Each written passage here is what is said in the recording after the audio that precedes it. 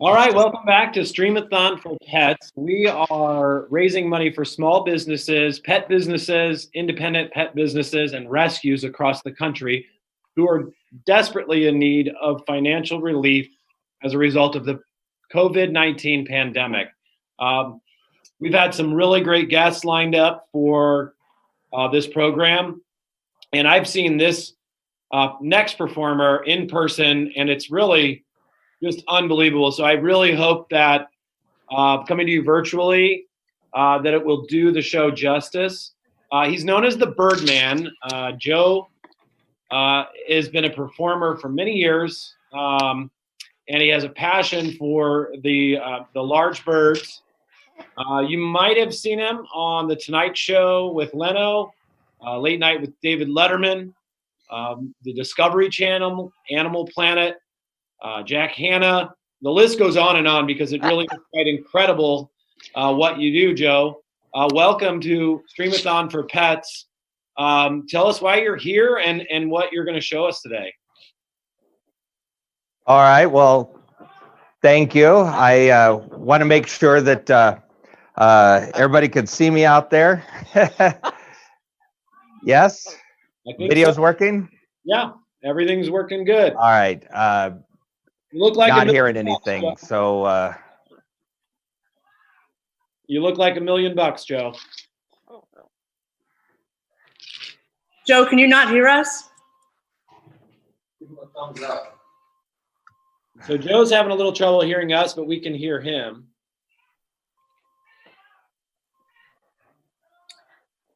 We've got to love live TV. It's technical. Give him a thumbs up. So Joe, we can hear you. If you want to just go ahead, if you can hear us at all. He's got quite the system set up over there. So again, Joe is the Birdman. He's known as the Birdman, and I apologize for the technical difficulties we're having on that end. If you're just joining us, this is Streamathon for Pets. It's a fundraiser for small and independent pet businesses that are struggling as a result of the COVID-19 pandemic. You can donate to the cause by going to the link on Facebook, click on the link, and if you can donate $1 or $5 or even $10, every little bit helps. It's going back to support rescue organizations and nonprofits, as well as small and independent pet businesses across the country. Joe, can you hear us now?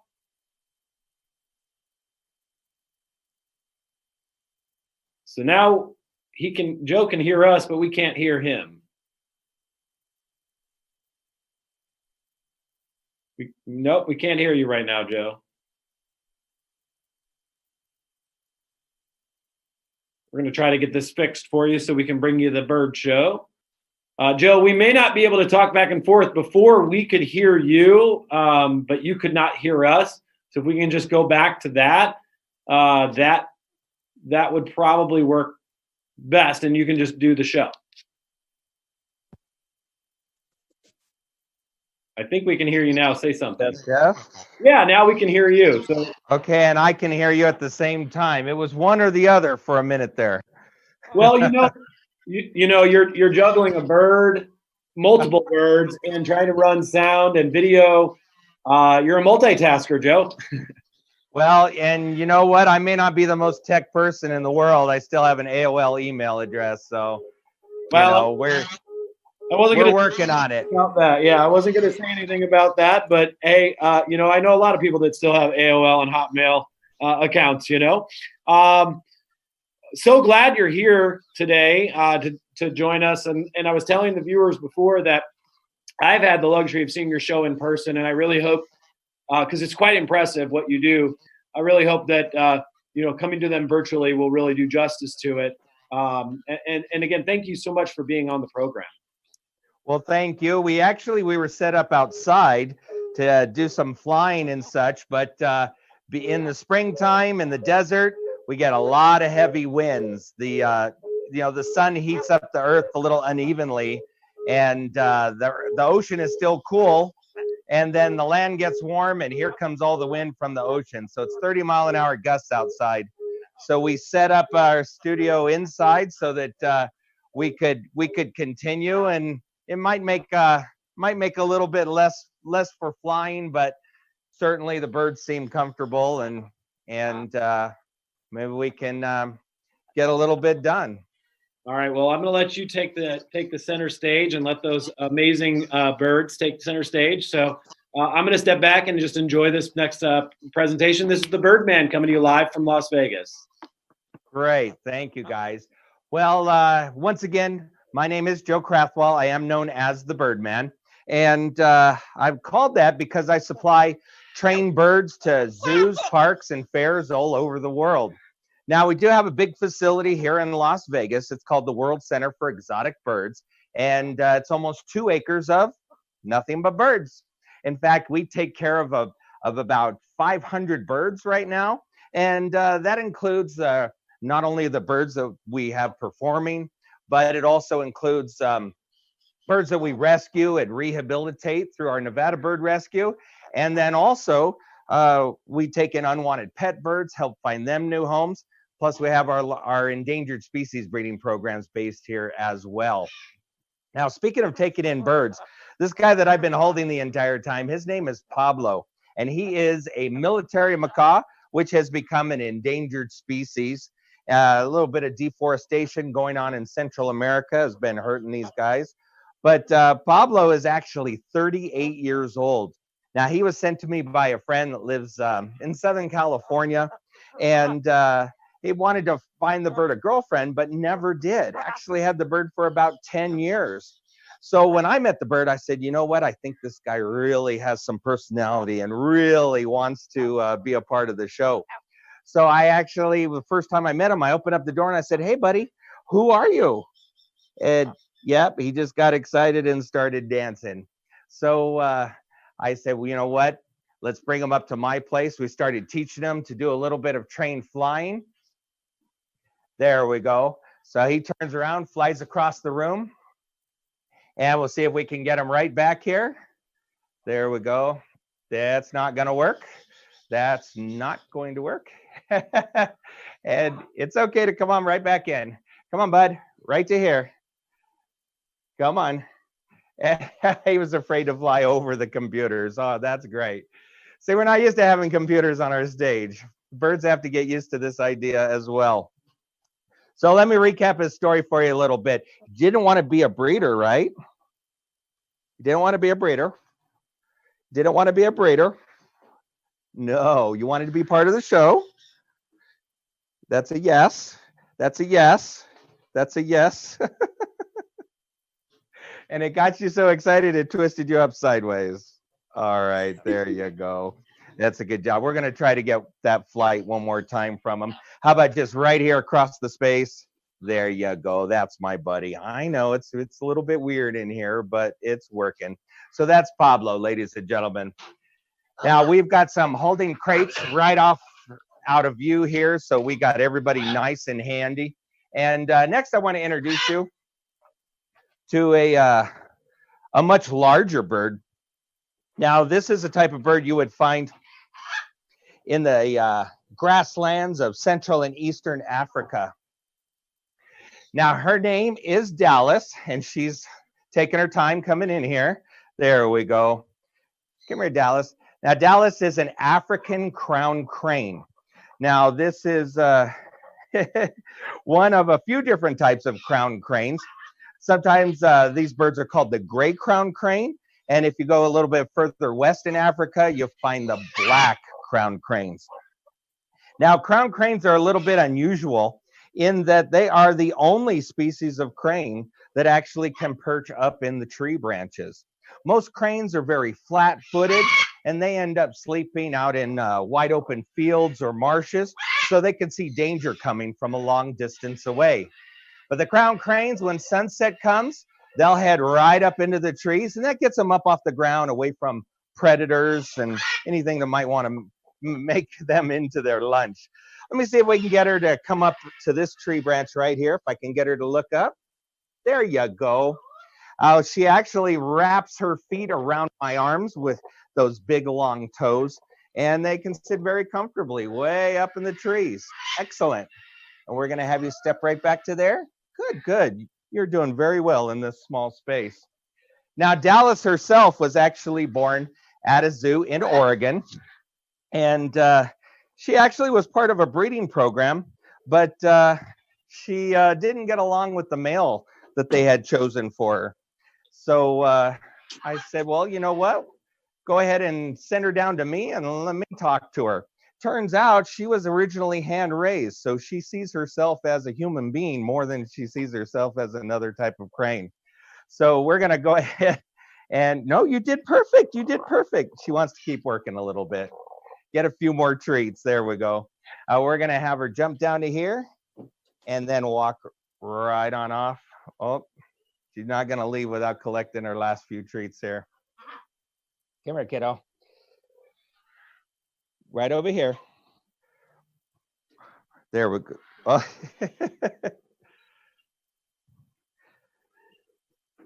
All right, kid. We're going to walk you right over that direction. There you go. You found it. All right. Now, next I want to introduce you guys to a very unusual looking bird. This is a bird that was originally given to me by the first friends that I made when I moved to Las Vegas many years ago, and that was Siegfried and Roy. Now, they had originally been given this bird by a small zoo in southern Florida, and very quickly came to realize she might be better off with somebody that has a little more eagle training experience. She only weighs about 8 pounds, but she has a wingspan of a little bit more than 5 feet. Now, her name is Sheba, and she is a battler eagle. Now, actually, she's one of only 21 battler eagles here in the United States. There's only thought to be a couple thousand of these birds left in the wilds of Africa. They're found in Tanzania, South Africa, Mozambique, and the Republic of Zimbabwe. Now, in the wild, they eat a variety of things, including venomous snakes like cobras, but they can also catch bats in midair. Maybe that's because battlers can hit speeds of up to 160 miles per hour in flight, and that makes them one of the fastest flying eagles in the entire world. But even at their cruise speed, which is closer to about 45 miles an hour, these birds can actually flip all the way over into a 360-degree barrel roll. And they'll even do some flat spins. You know, that's how they got the name battler. It's the French word for tumbler or acrobat. Now, battlers are also very aggressive birds by nature. This helps them in the wild with hunting snakes, but in captivity makes them a little difficult to work with. You see, we do have a male for Sheba. His name is Sinbad, and he's also about 35 years old. But every time we put the two together, Sheba tries to kill Sinbad, and then she tries to eat him. I know it's pretty rough, but we do keep them in side-by-side flight cages whenever they're here at home. And since they live to be into their 40s, there's still a chance they may become friends. For now, I'm just happy that she's willing to come out here and show off for us. That way I get to show you guys one of the coolest short flight of all the eagles in the world. There you go, kid. Good job. Ladies and gentlemen, that is Sheba, the battler eagle. There you go, kid. Good job. All right. Now, next I want to introduce you guys to a type of bird that has been made very famous thanks to the Hollywood movie industry. And actually, it's the sound effects departments that have done this. For some reason, they've decided that the call of the Australian laughing kookaburra belongs in every jungle scene of every movie we watch. It is really annoying when you know your bird calls, because it'll mess with even the fun films. One like Indiana Jones, Raiders of the Lost Ark. In the very opening scene, all it says at the bottom of the screen is South America. Now, this is when they're walking through that jungle up to the cave with the big boulder in it. But as they're walking, I count 9 different times, I hear Australian kookaburra in the background. And what makes it worse, they filmed that scene in Hawaii. So we're really hoping there's not that many kookaburra living there. Now, kookaburra are the largest of the kingfisher family. Kingfisher are kingfishers are generally about this big, and many of them do catch fish off of rivers and streams. But the kookaburra, they like to hang out in woodland areas, and they're looking for rodents, bugs, and small reptiles. Now, I do have a kookaburra I want you guys to meet. He's about 10 years old, and he got a little bit to eat right before we started this, but let's see if we can get him going here. Come here, buddy boy. Come on right to here.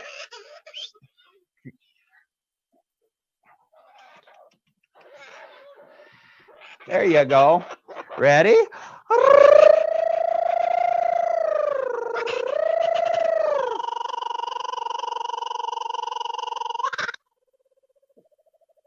There you go. Good job.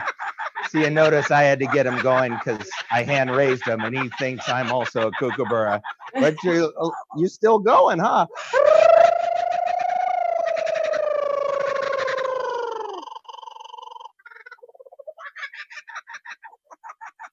There you go, buddy boy. Good job. Good job. We'll send you right back inside there. There you go. Good. All right.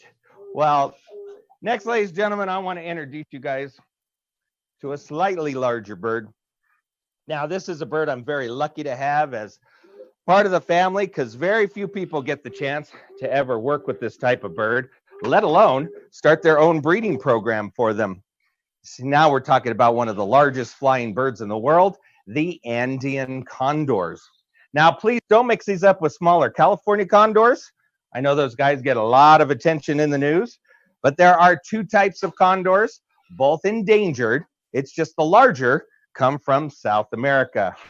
Well, today you're going to meet the youngest of my 5 condors that live with me. Now, this young lady was originally born at the Buffalo Zoo in New York, and I was allowed to bring her home when she was just a few days old. And at that point, she was so small she could actually fit under my seat for the plane ride home. Now she wouldn't quite fit there. She is 25 years old, weighs almost 24 pounds, and has a wingspan of about 10 feet. This is that same little baby bird, and her name is Vicky. There we go. Take it easy. I know we've got a tiny space here. Now, Andean condors are so big, they don't actually fly the same as other types of birds. Their chest muscles simply aren't strong enough to pump these big wings and allow the birds to take off from level ground. So instead, they prefer to live up in the high mountains of Colombia, Peru, Chile, and Argentina. From altitudes of up to 10,000 feet, these birds will run and launch themselves like a big hang glider, and then they'll pretty well soar wherever they need to go. Since condors are the largest of the vulture family, the only place they really need to go is searching for the carrion, or animals that have already died. And the types of animals they'd find up in the Andes include goats and sheep and even llamas. And now that the numbers of those animals are all on the rise, the chance for condors to make a rebound is pretty good, but only if we continue helping them out through breeding and release. And that's where Vicky comes in. You see, in a couple more years, we're going to retire her from doing these programs. She's already been living next door to her future boyfriend. His name is King Edward. We're going to place these two next to our oldest breeding pair of condors, named King George and Queen Elizabeth. The ultimate goal is to produce 2 parent-raised condors every summer and send those young down to South America for release to the wild. But for today, I just want to show you how big she really is.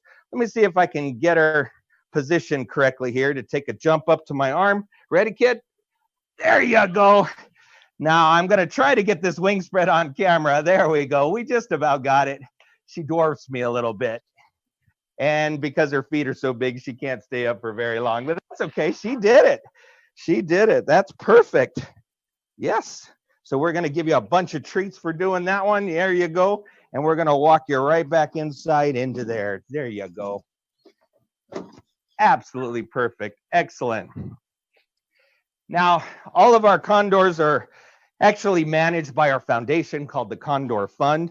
And our foundation actually works to educate people as widely as possible about the Andean condors disappearing in the wild through open poisonings, through habitat destruction, sometimes shooting them because people think that the condors are attacking their stock on their farms. And then there's also programs that still happen called the Yawar Festival, and it's a combination of bullfighting and condors, and we're trying to advocate to get that stopped as well. But luckily, we have the world's only private condor breeding program, and maybe Mother Nature will start sending some baby condors our way so we can help get that population in the wild going just a little bit more. So I'm glad everybody was able to come out and do a little something for us. Good job, you guys. Excellent. And I'll throw it back to you guys.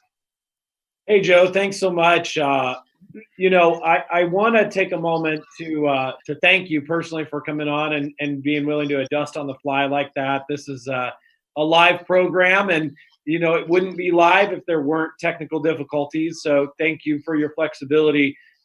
Real quick, before we move on to our next guest, tell everybody why, you know, it was important for you to participate in this program. And I know, you know, you're also a recipient of any of the donations that come in.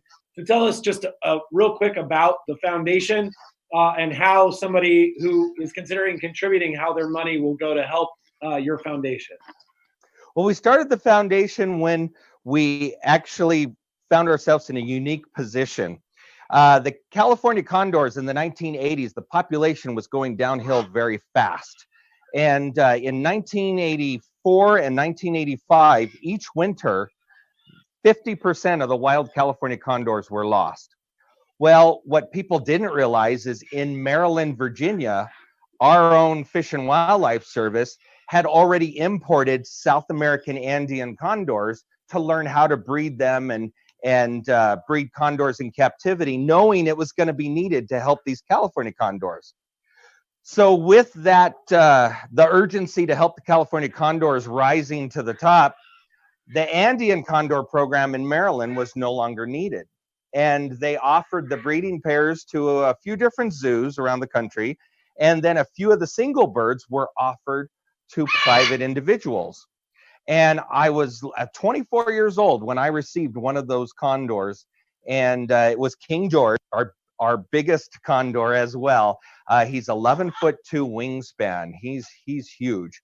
And I remember letting him out in the living room, and he stepped up on the coffee table and flapped his wings, and it blew everything off the shelves in the room. And I thought, that is the coolest thing in the world. That is amazing. Why would anyone want to hurt these birds? And from that moment on, I became just a huge advocate for condor conservation and breeding and release. Meanwhile, the California condor program took off, the pun intended, and they began releasing California condors in California in 1992, and then started releasing them at the Grand Canyon in 1996. Well, that helped to show us that captive bred condors can be released to the wild. So now the goal is to help educate and help fund release programs in South America. At the same time, we would like to be able to contribute young birds to a release program, and that's why our condors are run as a separate foundation. You know, the show generally supports the Condor Fund, but unfortunately, the show relies on audiences, and right now audiences have been taken away. So that's why the Condor Fund needs a little bit of help right now to help make sure that its birds are taken care of, make sure that our education programs can continue, and make sure that we don't dismantle our breeding program before it's up off the ground. Another pun. There we go. We'll start calling you the Pun Man. Well, Joe, thank you so much. It's a pleasure to see you. I can't wait to see you in person again.